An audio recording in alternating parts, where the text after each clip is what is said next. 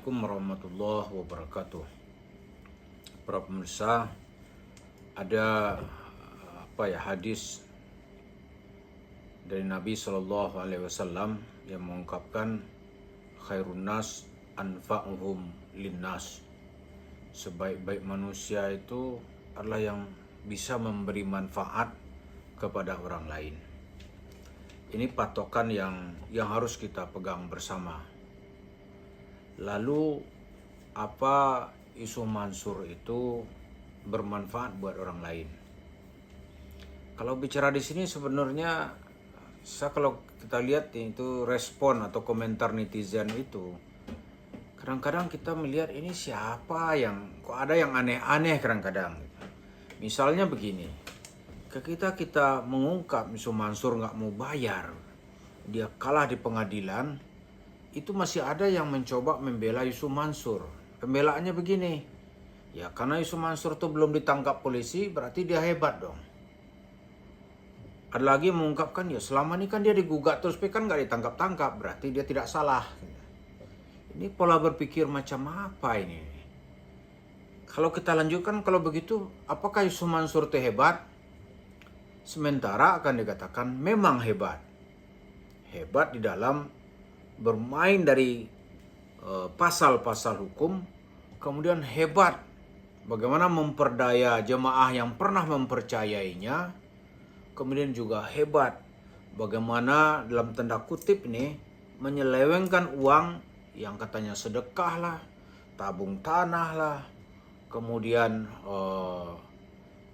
paket bisnis Jabal Nur, Umrah Merdeka, Paytren, duitnya banyak sekali. Banyak sekali. Seperti pengakuan Yusuf Mansur sendiri, Paytren itu katanya uangnya ketika mau dia jual itu ke Dubai, itu kan katanya udah ditawar orang 4 triliun. Dia mau 110 triliun. Apa ini kata orang Jawa ini ndobos gitu. Tapi ya ndobos itu apa ya? Bohong gitu. Bohong yang nggak masuk akal. Lalu sendobos-dobos Yusuf Mansur tentu basicnya masih ada. Ya katakanlah kalau benar yang ditawar oleh Dubai itu 4 triliun, minimal dia masih ada uangnya di situ ketika sebelum dicabut napasnya oleh OJK, atau mungkin 2 triliun atau 3 triliun. 3 triliun kan uang banyak. Tidak ada ustadz, dai yang bisa menyamai Yusuf Mansur. Lalu pertanyaan berikutnya, apa dia benar? Nah, kalau benar ini ya kita harus jelas mengatakannya. Benar nggak itu? Kadang-kadang ya kita susah juga, kita kan sini nggak ada pemaksaan, ini opini gitu. Apa dia benar? Digugat orang di mana-mana tuh benar gitu. Soal dia nggak bisa lepas dari jeratan hukum, ya tentu kepandaian dia lah ya. Mungkin nih ada uang tutup mulut misalnya kan. Seperti yang dilakukan oleh Yusuf Mansur, ada pendekatan di bawah meja. Contoh, nggak ada ini. Itu Zaini Mustafa dari Arafah. Yang dipikirkan oleh Yusuf Mansur saat haji itu ya bukan dia zikir apa orang haji gitu. Tapi yang dia bayangkan lagi gemuruhnya zikir-zikir di Arafah itu, dia nelpon Zaini. Itu namanya salah satu contoh pergerakan di bawah meja. Ya kan? Ini bisa juga disebut dengan silent movement. Di pergerakan yang diam-diam gitu. Mungkin bisa begitu. Lalu ke depannya ya orang-orang seperti Yusuf Mansur ini gimana ini? Penyelesaiannya ya mungkin nanti itu ya. Kalau kabinet baru terbentuk, itu pemerintah harus tegas. Tegasnya itu begini. Orang-orang yang tidak standar ilmunya, itu nggak boleh lagi berceramah tentang agama. Nggak boleh, itu satu. Yang kedua, itu harus ada dia tuh dapat sertifikat gitu, Pak, dari pemerintah dalam hal ini Departemen Agama. Kan sebelumnya pernah mau diberlakukan begitu, tapi masyarakat kita ini kan terlalu hassas, gitu, sensitif gitu. Dia nggak mau diatur. Tapi nggak ada mau diatur, kalau ada masyarakat dirugikan, siapa yang tanggung jawab? Secara hukum ya negara. Karena amanat kemerdekaan kita itu, salah satu paragrafnya itulah mencerdaskan kehidupan bangsa. Mencerdaskan kehidupan bangsa ini tentu melawan. Kalau hal ini negara menangkap gitu. Siapa saja yang merugikan warga negara. Nah, Yusuf Mansur dianggap ini karena dia nggak ditangkap, oh dia benar. Dia hebat, dia pintar gitu. Ini kan pola berpikir yang sudah terjungkir balik. Kalau ke rumah Bapak Ibu sekalian ada maling masuk, dia gondol uang gitu. Dia bawa ATM. Lalu nanti dia cairkan. Apa itu benar? Semua orang mengatakan itu tidak benar. Terus apa dia bisa ditangkap polisi? Belum tentu. Iya kan?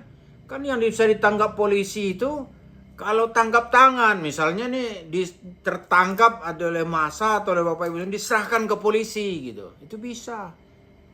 Tapi tertangkap atau tidak tertangkap, perbuatan tadi tetap dihukum sebagai pencuri. Itu tidak benar gitu. Jadi kalau kebenaran itu ada penilaian yang sangat prinsipil gitu. Ya kalau hebat tadi itu mungkin penilaiannya sangat administratif. Gitu. Misalnya seorang koruptor ya nggak terbukti ya nggak bisa disebut koruptor. Itu dalam hukum positif. Nggak terbukti kok. Tapi faktanya duitnya banyak sekali gitu. Orang kan nanya, dari mana ini? Wah itu soal lain. Jadi menurut kita, usul kita nanti nih, dai-dai itu harus ada standar. Jadi saya setuju tuh, siapa aja yang tidak standar. Kan ada sekarang nih pelajaran-pelajaran yang nggak ada dasar yang diajarkan kepada masyarakat. Ini maaf nih, semalam tuh saya nonton di YouTube gitu. Ada seorang Habib, sebenarnya banyak Habib ini. Itu dia mengajarkan ajaran agama yang nggak ada dasarnya dari Al-Quran, tidak ada dasarnya dari hadis, dan ditolak secara logik. Apa misalnya nih? Ini seorang Habib nih, saya bilang ini Habib Sinting ini.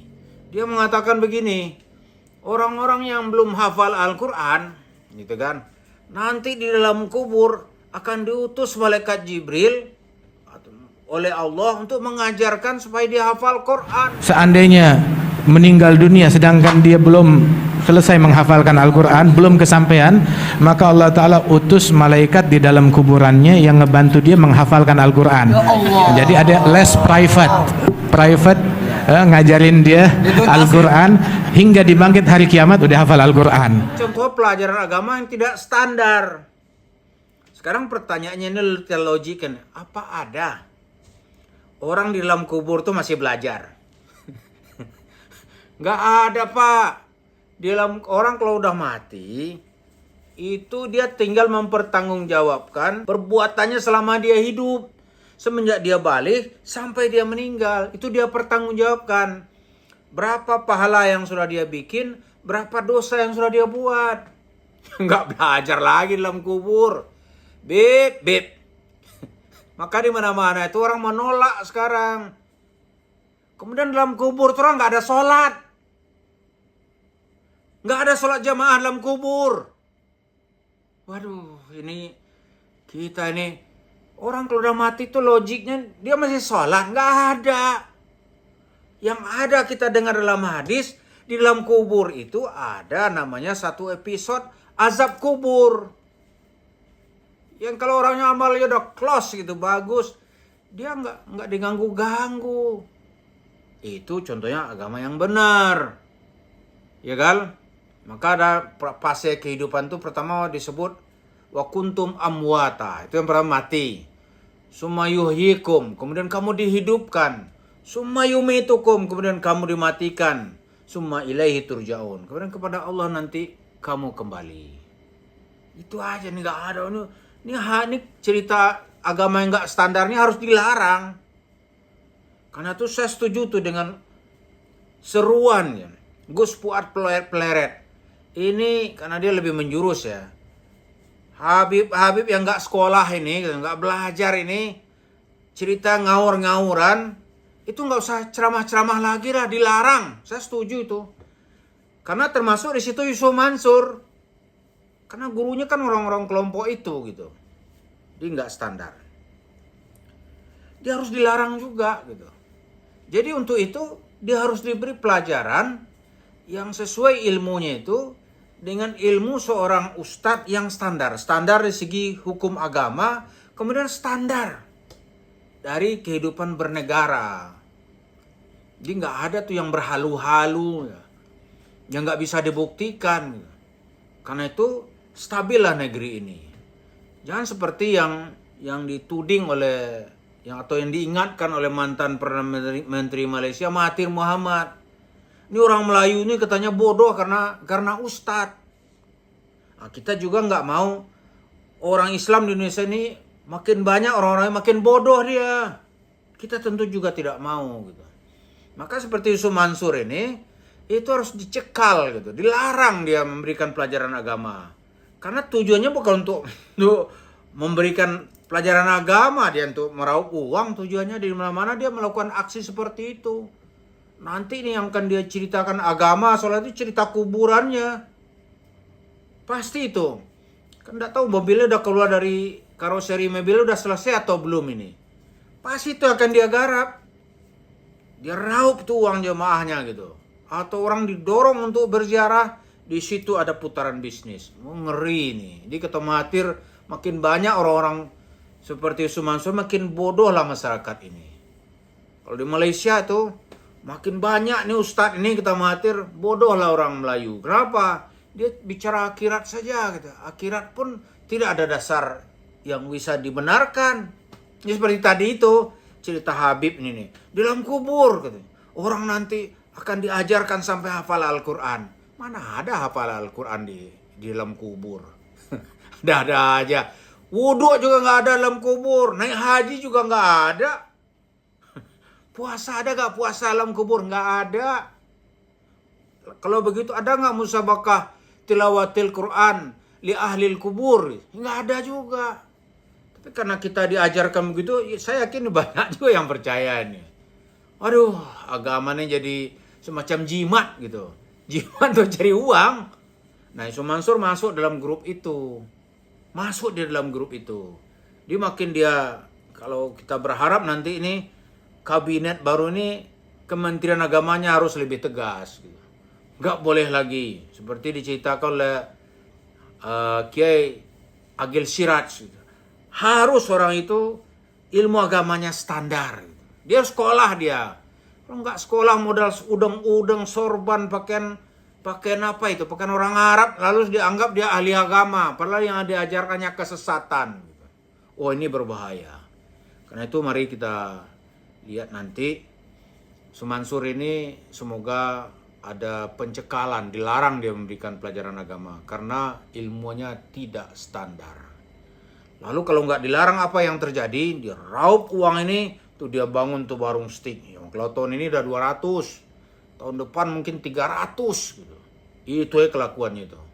Terima kasih. Assalamualaikum warahmatullahi wabarakatuh.